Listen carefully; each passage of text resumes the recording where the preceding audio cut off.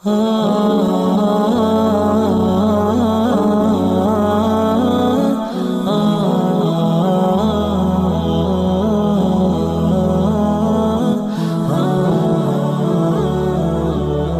آج صرف یہاں بھائیوں یہ بات بتانا ہے کہ آپ کو جو آسمانوں کی بلندیاں ملی وہ رات میں سوئے اور صبح میں ملی، ایسا نہیں ہوا۔ ان بلندیوں کے پیچھے مسلسل 13 سال کی مشقتیں برداشت کی گئی، صبر کیا گیا، ہمت سے رہا گیا، لیکن ایک بال برابر بھی اپنے عقیدے سے، اپنے مذہب سے، اپنے دین سے ایک بال برابر بھی نہ تو پیچھے ہٹا گیا، نہ ہی ذرہ برابر بھی متاثر ہوئے، اور یقین کامل اللہ کے ذات پر رہا کہ جس اللہ نے مجھے پیدا کیا، جس اللہ نے نبی بنایا، جس اللہ نے ایمان کو دوسروں تک پہنچانے کا موقع دیا، وہ اللہ کبھی بھی بے یار و مددگار نہیں چھوڑنے والا ہے۔ یہ یقین آپ کو، مجھے، مردوں کو، عورتوں کو، جوانوں کو، بوڑھوں کو، اور مصیبتوں میں پھنسنے والوں کو، جیلوں میں جانے والوں کو، عورتوں کے پیٹوں سے بچوں کو کھینچ کر نکالے جانے والوں کو، اور جہاں جو مسلمان نظر آئے ان کے ساتھ جو کچھ آج ہو رہا ہے، ان سب کو یہ پیغام دیا جا رہا ہے، تمہارے آج اس مصیبتوں کے پیچھے اللہ تبارک و تعالیٰ نے ہر مسلمان کی ایک معراج چھپا کے رکھی ہوئی ہے جو عنقریب تم سب کو ملنے والی ہے انشاءاللہ۔ بزرگان محترم، اللہ رب العالمین قرآن مجید میں ارشاد فرماتے ہیں وَذَكِّرْهُمْ بِأَيَّامِ اللَّهِ، آپ ان کو اللہ کے دن یاد دلاتے رہو، اللہ کے دنوں کا تذکرہ ان کے سامنے کرتے رہو، یعنی اللہ کے بندوں سے اللہ کے دین کے بارے میں مذاکرہ کرتے رہو۔ چونکہ یہ رجب کا مہینہ شروع ہو گیا ہے اور رجب کی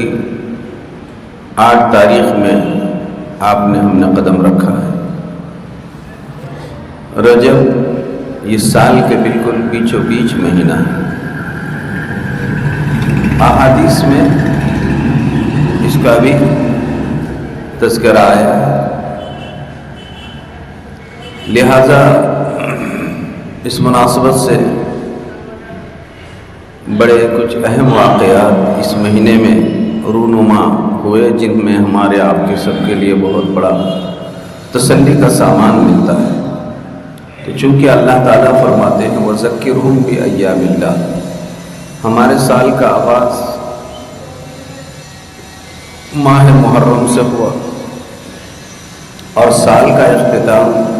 ذی الحجہ پر ہوا، اور دونوں مہینوں میں قربانیوں کے واقعات پیش آئے، اور ماہ رجب یہ بیچ کا مہینہ ہے۔ اللہ تعالیٰ قرآن مجید میں ارشاد فرماتے ہیں ان عدۃ الشہور عند اللہ 12 شہرا فی کتاب اللہ، قرآن مجید میں اللہ نے 12 مہینے سال کے بیان فرمائے، منہا 4 حرم، ان میں 4 مہینے بہت زیادہ ادب اور احترام کے ہیں۔ ان 4 مہینوں میں ذی قعدہ، ذی الحجہ اور محرم، یہ 3 مہینے، اور بیچ میں یہ رجب اسلامی سال کا 7واں عظیم المرتبت مہینہ ماہ رجب ہے۔ رجب یہ ترجیب سے بنا ہے جس کے معنی خود عظمت اور بلندیوں کے آتے ہیں۔ تو اس ماہ کو اللہ تبارک و تعالیٰ نے بڑی بزرگی اور شرافت عطا فرمائی ہے۔ مشرکین مکہ یہ ملت ابراہیمی پر تھے، حضرت ابراہیم علیہ السلام کی ملت سے انہیں بہت زیادہ تعلق تھا۔ جب ماہ رجب آ جاتا تو وہ مشرک اس مہینے کا بہت زیادہ ادب احترام کرتے تھے۔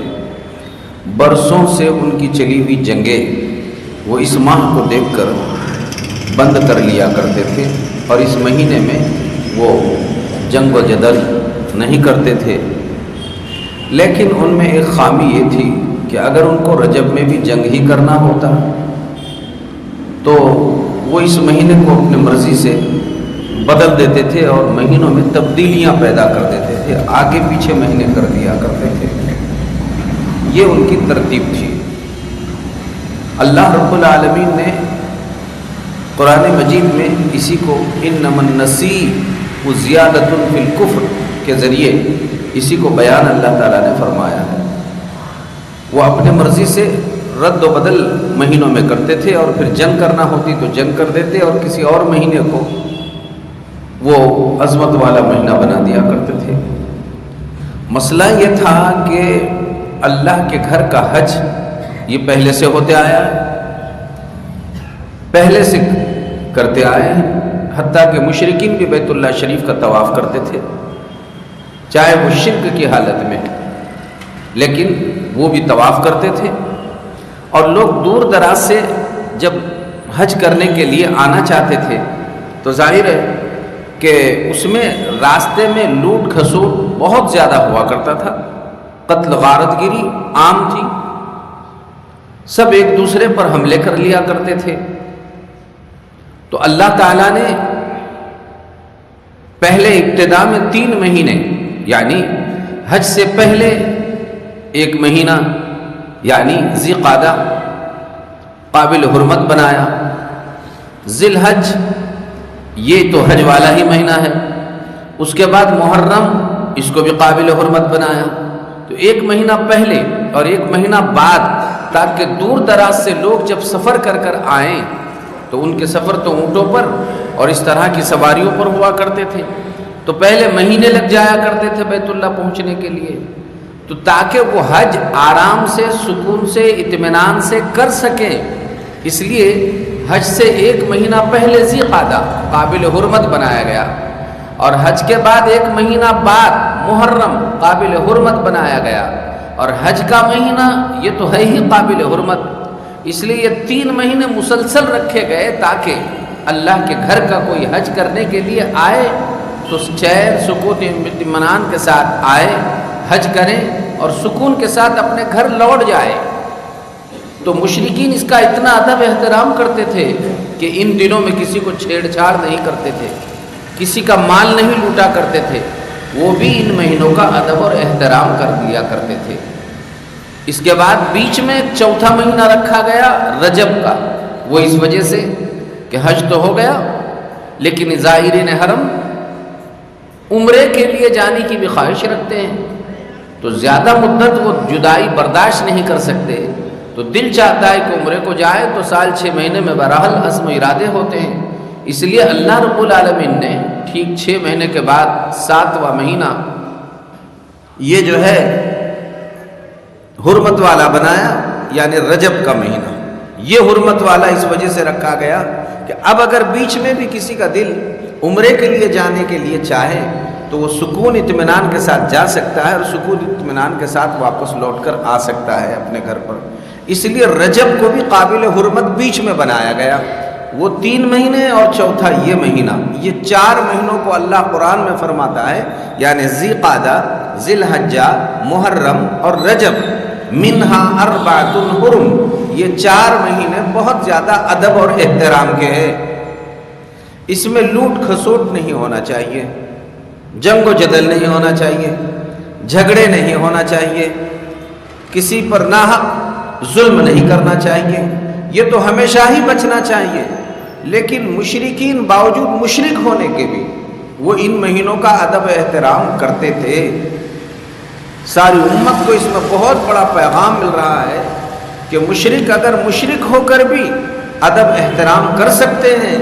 تو ہم کو تو قرآن نے حکم ہی دیا ہے، ہمیں ان مبارک مہینوں کا کتنا زیادہ ادب اور احترام کرنا چاہیے۔ اگرچہ کہ وہ اگر حقیقی جنگ کی نوبت آئے تو یہ حکم اب منسوخ ہو گیا، لیکن اللہ کا منشا تو معلوم ہو گیا کہ اللہ چاہتا ہے کہ ان دنوں کا ادب اور احترام کیا جائے، لہٰذا ہمیں ان دنوں کا خوب ادب اور احترام کرنا چاہیے۔ ہر قسم کی برائیوں سے اپنے آپ کو بچانے کی فکر اور کوشش کرتے رہنا چاہیے کہ ہم तमाम बुराइयों से अपने आप को अलहदा रखें गे और इन मुबारक दिनों की खूब अहमियत का ख्याल करेंगे। एक तफसील और तमहीद ये थी। दूसरी बात अब देखिए, अल्लाह के प्यारे रसूल सल्लल्लाहु अलैहि वसल्लम जब रजब का चाँद देखते थे तो हर महीने पहली तारीख को, यानी मगरिब के बाद जब तारीख शुरू हो जाती है,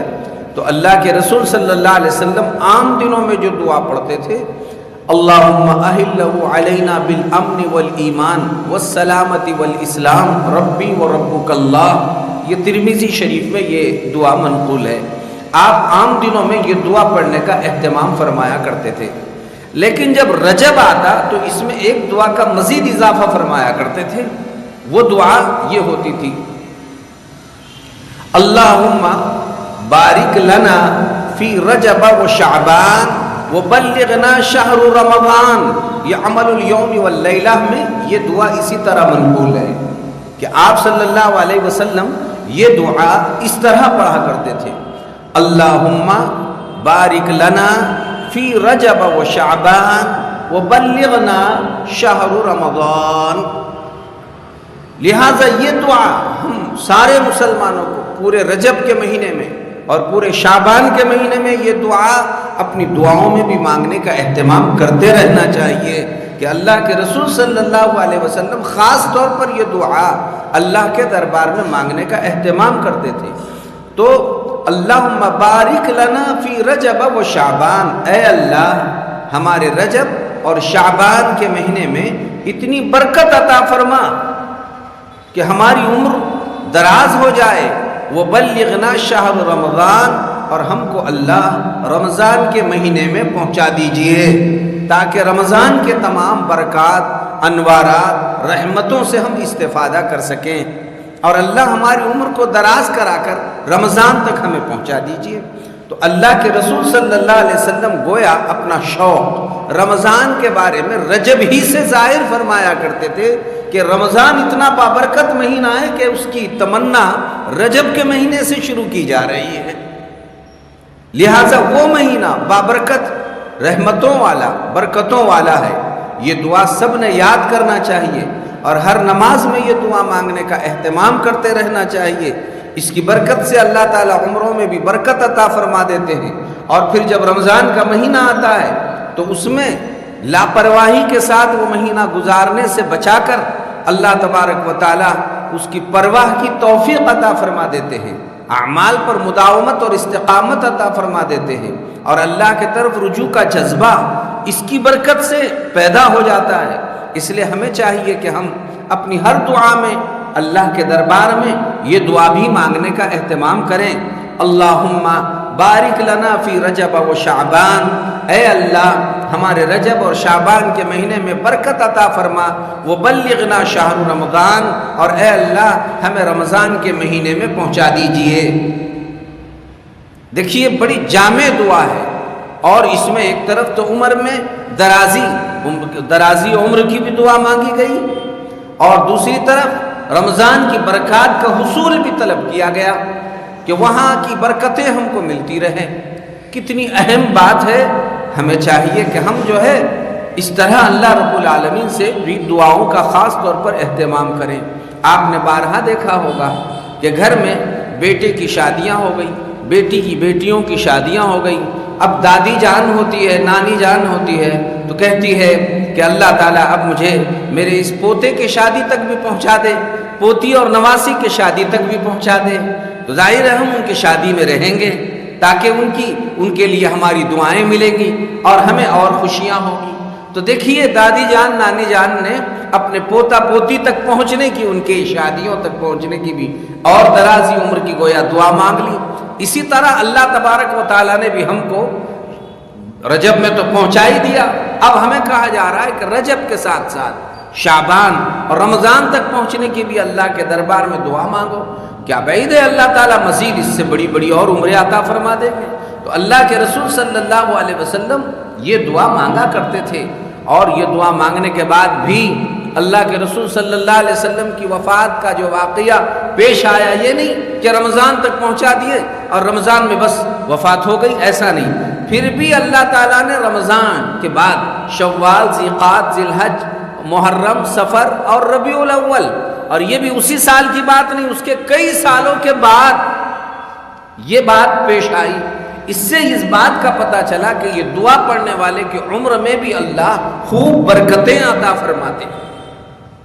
لہٰذا اس دعا کے پڑھنے کا خصوصی معمول ہماری نمازوں میں، دعاؤں میں، مردوں نے، عورتوں نے، جوانوں نے، بوڑھوں نے، بچوں نے اس دعا کا خصوصی معمول بنانا چاہیے، اور یہ دعا پڑھنے کی خصوصی طور پر فکر اور کوشش کرتے رہنا چاہیے۔ اللہ تبارک و تعالی مزید عمل کی خوب توفیق عطا فرما دے۔ دو باتیں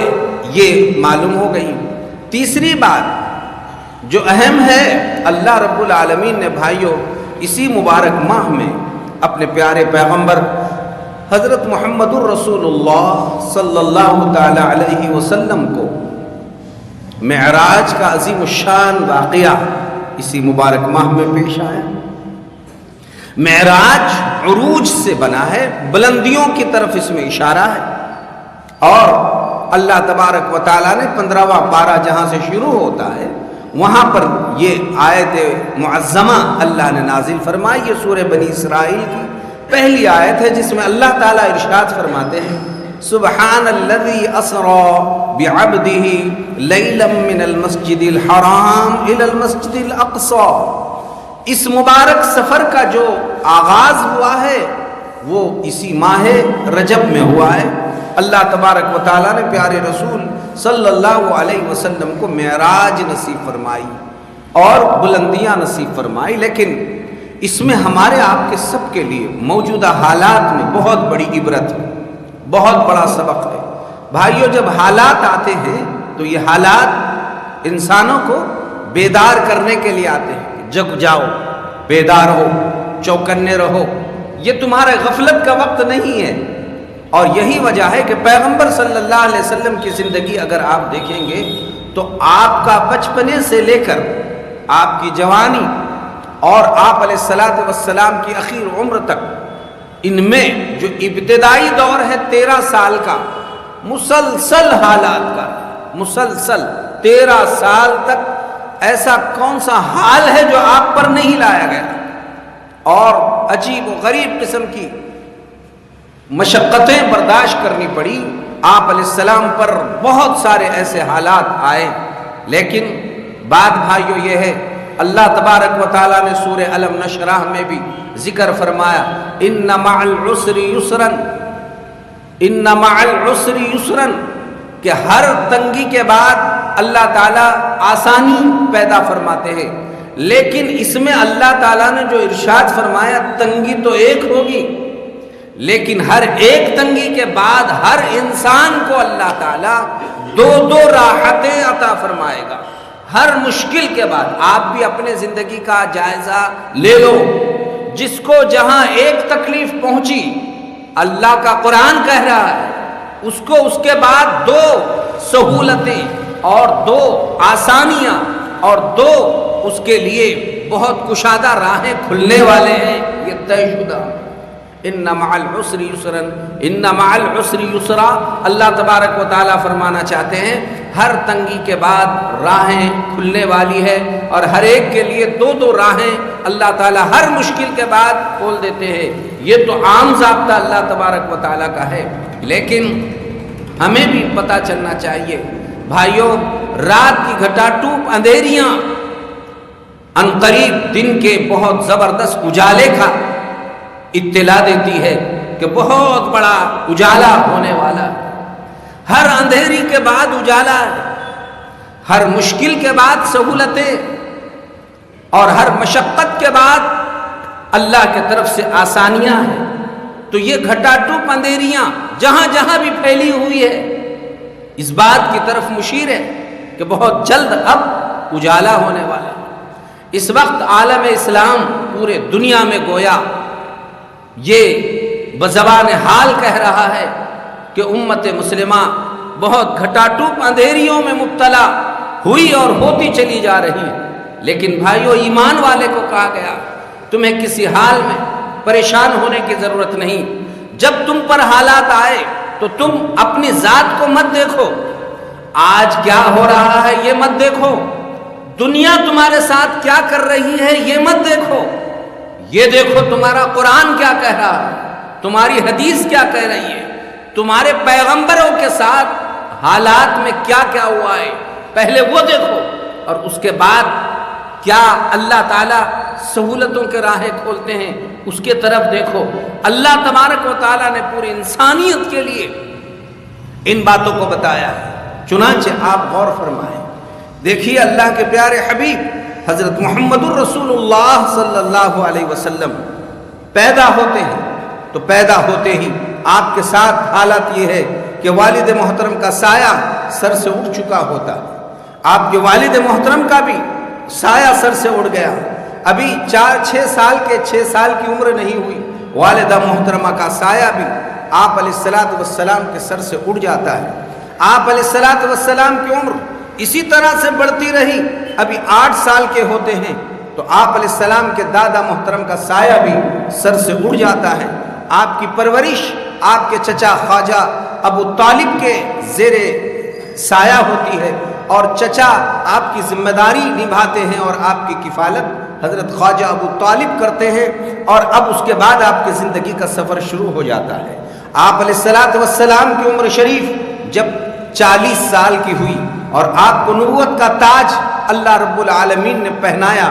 اللہ کے پیارے حبیب صلی اللہ علیہ وسلم کے ساتھ، اللہ اکبر، پھر کیا نہیں حالات آئے، سارے دنیا نے دیکھا۔ بالآخر آپ نے جب نبوت کا اعلان فرما دیا تو آپ کی نبوت کے بعد اب 7 سال گزر گئے، یہ 7ویں سال میں تو پھر پورے مشرکین نے اللہ کے رسول صلی اللہ علیہ وسلم کو شعب ابی طالب میں 3 سال کے لیے محصور کر دیا، محبوس کر دیا، بائیکاٹ کر دیا، اور شہر کے باہر ایک علاقے میں آپ علیہ السلام کو اور آپ علیہ السلام کے سارے خاندان کو، بنو ہاشم کو اس میں قید کر دیا گیا۔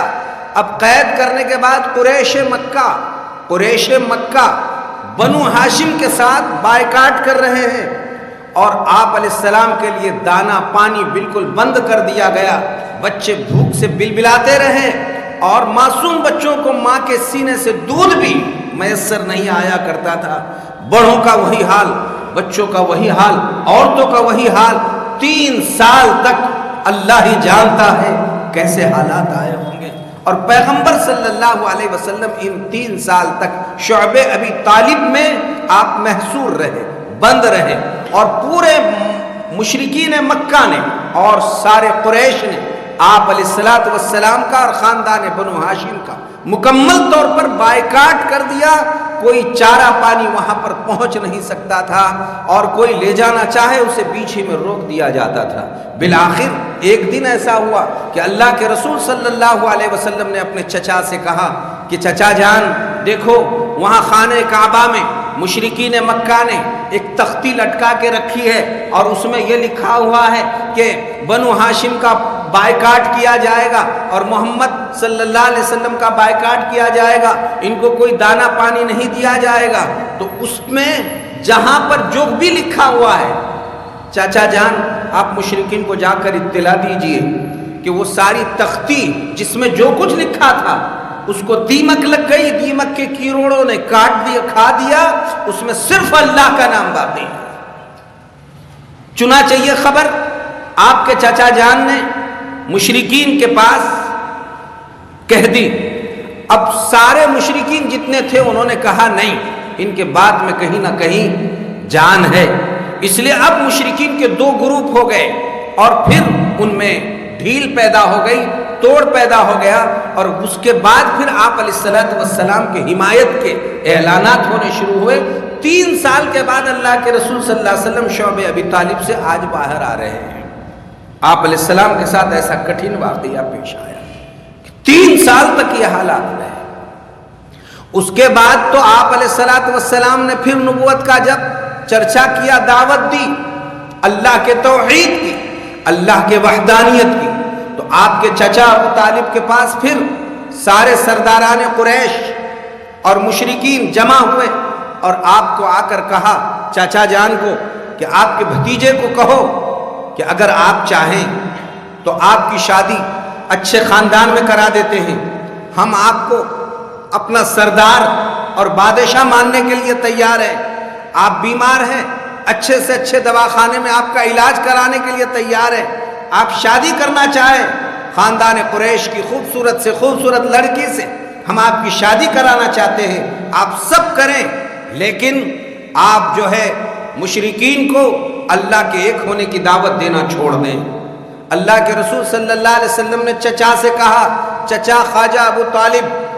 आप अब्बा जान के भाई अपनी जगह पर, आपने मेरी कफालत की बहुत बड़ी बात है, लेकिन चचा जान, जिस अल्लाह के हुक्म को लेकर मुझे भेजा गया है, ये इसी में आपकी, मेरी और पूरे कुरैश और पूरे दुनिया की अल्लाह ने नजात रखी है। अगर ये मुशरिकीन इस दावत को मानते हैं बहुत अच्छी बात, और अगर नहीं मानते हैं तो चाचा जान, आज सिर्फ 3 साल तक उन्होंने हमारा बायकाट किया, लेकिन मैं आपसे बताना चाहता हूं, अगर ये मेरे एक हाथ में सूरज और दूसरे हाथ में चांद का बोझ लाकर रख दे और फिर कह दे कि अपनी दावत छोड़ दें, तो मैं इनके इस धमकी से मैं पीछे नहीं हटने वाला, क्योंकि मेरे पीछे एक रूहानी ताकत, अल्लाह की ताकत है,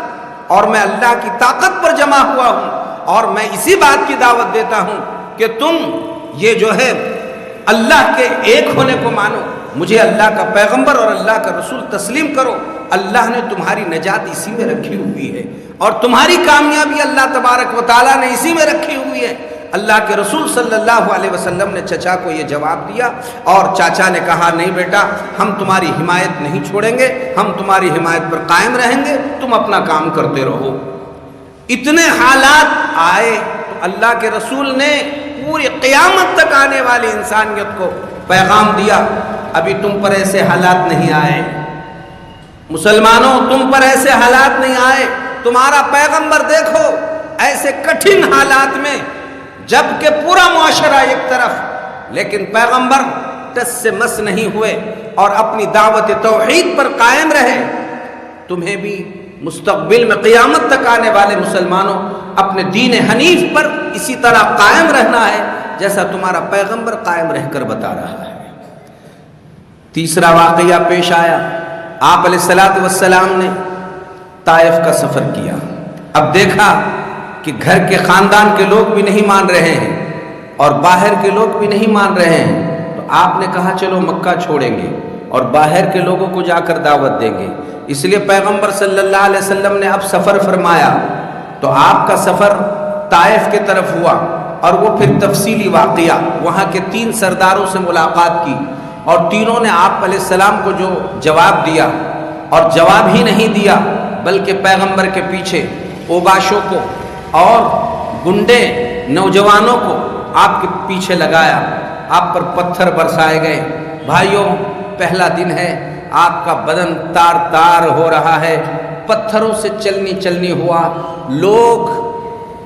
मेहनत करने के बाद, काम करने के बाद, बहुत सारे मुश्किलात के बाद थक जाते हैं। मेरा लाडला पैगंबर, आपके हमारे आका व मौला हज़रत मुहम्मदुर रसूलुल्लाह सल्लल्लाहु अलैहि वसल्लम लोगों का मार खा के थक रहे हैं। लोग काम कर कर थकते हैं, अल्लाह के रसूल मार खा कर थके हुए हैं, खाने के लिए भी कुछ नहीं, पीने के लिए कुछ नहीं। ऐसा ज़बरदस्त सफ़र आप अलैहिस्सलातु वस्सलाम का हुआ। अब आप जब आगे आए तो मकाम नखला तक पहुँचे थे, जिब्रील अलैहिस्सलाम आए और कहा, पैगंबर सल्लल्लाहु अलैहि वसल्लम, अल्लाह आपको सलाम अर्ज़ करता है और अल्लाह चाहता है अगर आपका हुक्म हो तो ये सारे मुशरिकीन मक्का को ये 2 पहाड़ों के बीच में इस तरीके से चक्की की तरह, जैसे चक्की के 2 पार्ट जवार बाजरा को पीस देते हैं, इन सारे लोगों को पीस कर खाक बना दिया जाए। आपका सिर्फ इशारे का इंतज़ार है। अगर आप चाहें एक ऐसी चीख और हवा आ जाए, इनको सबको मलिया मीट करके रख दें, आपके इशारे का इंतज़ार है। अल्लाह के रसूल सल्लल्लाहु अलैहि वसल्लम ने उस मौके पर यही फरमाया, अल्लाहुम्मा हदि कौमी फ़इन्नहुम ला यअलमून, अल्लाह मेरे कौम को हिदायत दे, ये जानते नहीं हैं। और जिब्राइल से कहा, जिब्राइल मुझे इनके तकलीफ़ों की परवाह नहीं, मुझे यकीन है इन्होंने नहीं माने, आज का ये दौर गुजर जाएगा, इसके बाद आने वाले दौर में इन्हीं की नस्लें اللہ کے توحید کی دعوت چلانے والی بنے گی۔ اور آپ علیہ الصلوۃ والسلام نے بد دعا نہیں فرمائی۔ آپ اسی غم میں مکہ میں آ کر آرام فرما رہے تھے کہ آپ علیہ الصلوۃ والسلام حضرت ام ہانی آپ کی پھوپھی تھی، وہاں ان کے مکان میں آرام فرما رہے تھے، اور اسی اثناء میں اللہ کے رسول صلی اللہ علیہ وسلم کے لیے پھر اللہ نے کہا محمد صلی اللہ علیہ وسلم اب بہت حالات آئے، بہت حالات آپ نے برداشت کیے۔ اور حالات بھائیوں بات بھی یہ ہے، خوشیاں جب ملتے رہتی ہے تو انسان کو خوشیاں سلاتی ہے، اور جب حالات اور مصیبتیں آتے ہیں تو حالات اور مصیبت جگاتے ہیں، چوکنا رکھتے ہیں۔ اللہ کے رسول کو کہا گیا پیغمبر آپ نے بہت حالات برداشت کر لیے، اب آپ کے لیے راہیں کھلنے والی ہیں۔ بہت 13 سال آپ حالات مسائب مشکلات میں رہے، ابھی یہ 10واں سال چل رہا ہے، یہ 10 سال تو رہے آپ کے۔ اس لیے سن 10 نبوی میں اللہ کے رسول صلی اللہ علیہ وسلم کے لیے اب اللہ کی طرف سے اعلان آیا، اللہ تعالیٰ آپ کو اب آسمانوں کی بلندیاں پر پہنچانا چاہتا ہے۔ آپ نے بہت پستیاں دیکھی، آپ نے بہت مصیبتیں جھیلی، آپ نے بہت حالات دیکھے، آپ بڑے بڑے حالات سے گزر گئے، لیکن آپ جمے رہے، استقامت کا پہاڑ بنے۔ بڑے بڑے پہاڑ بھی ریزہ ریزہ ہو جاتے تھے، لیکن پیغمبر آپ کا صبر،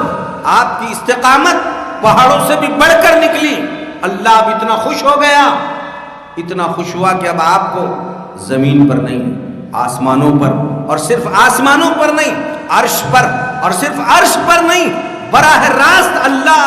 آپ کو اپنے دربار میں ملاقات کے لیے بلا رہا ہے۔ اسی کو اللہ نے سبحان الذی اسری بعبدہ لیلا من المسجد الحرام الی المسجد الاقصی۔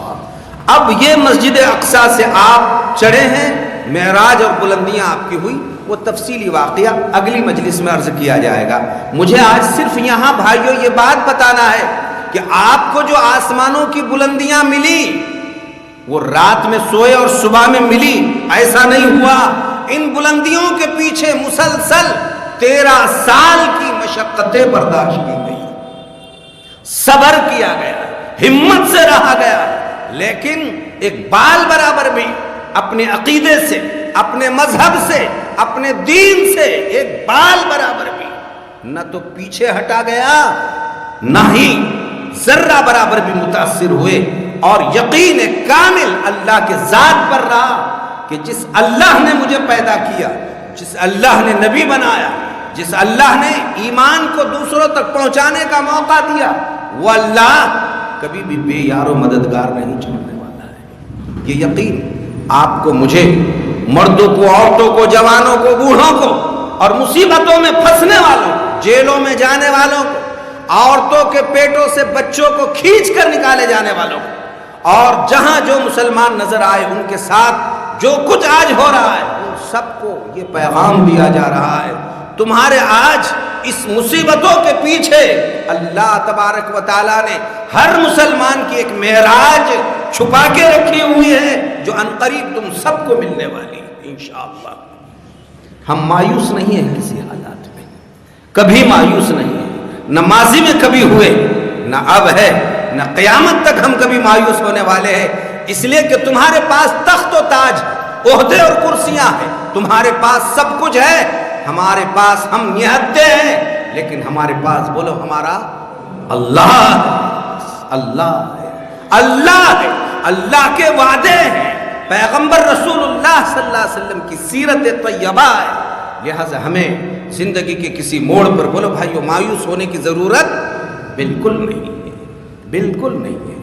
مایوس کہیں نہیں ہونا ہے بھائیو، اس لیے کہ ہمارا اللہ، حالات بہت بڑے ہیں، حالات بہت ہے حالات، لیکن ہمارا ایمان ہے، ہمارے حالات سے بولو ہمارا اللہ بہت بڑا ہے، بولو بھائی حالات سے ہمارا اللہ بہت بڑا، اللہ بہت بڑا ہے، اللہ کی قدرت بہت بڑی ہے، اللہ کی طاقت بہت بڑی ہے۔ جب اللہ تبارک و تعالی اپنی قدرت کے مظاہرے فرمائیں گے تو بھائیو اللہ کی قدرت کے سامنے یہ سارے حالات ایسے بے حقیقت ہوں گے